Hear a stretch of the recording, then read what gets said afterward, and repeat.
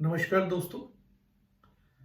बहुत समय पहले की बात है जब सिकंदर अपनी शक्ति के बल पर दुनिया भर में राज करने लगा था और वह अपनी शक्तियों पर इतना गुमान करता था और वह अमर होना चाहता था। और उसको पता चला कि दुनिया में कहीं ना कहीं एक ऐसा जल है, अमृत है, जिसको पीने से वह अमर हो सकता है। सिकंदर ने पूरा विश्व छान मारा, सभी देश छान मारे और एक जगह उसको पता चला कि यहाँ पर हिंदुस्तान में एक गुफा है जिसके अंदर अमृत जल मिल जाता है। सिकंदर अपनी यात्रा पूरी करके उस गुफा के द्वार पर पहुंचता है। देखने में वह गुफा बहुत ही डरावनी लग रही थी, लेकिन सिकंदर ने एक जोर से सांस ली और गुफा में प्रवेश कर गया। वहां उसने देखा कि गुफा के अंदर एक अमृत का झरना बह रहा है।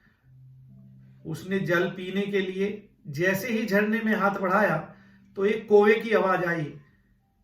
कौवा गुफा के अंदर ही बैठा था। कौवा जोर से बोला, ठहर, रुक जा, ये भूल मत करना।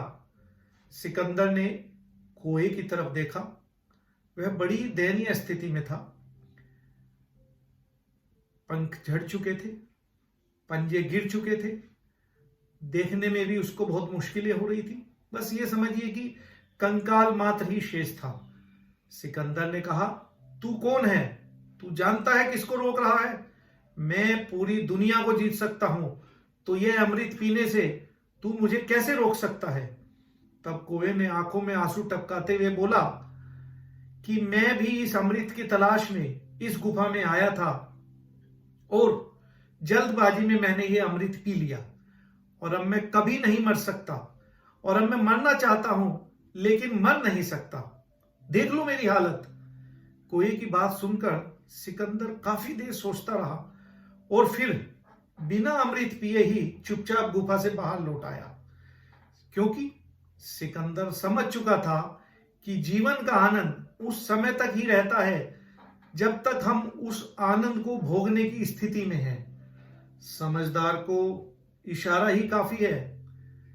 इस कहानी से हमें शिक्षा मिलती है कि जीवन में हम हमेशा खुश रहें।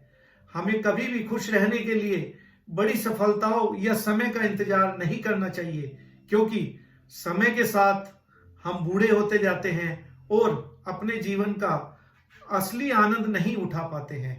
अगर आप अपनी जिंदगी जीने का आनंद नहीं ले पा रहे हैं तो इसके दो मतलब हो सकते हैं। पहला तो ये कि आप जिंदगी का आनंद लेने के काबिल नहीं हैं, और दूसरा यह है आपको इसकी शायद जरूरत ही नहीं है। Thank you very much.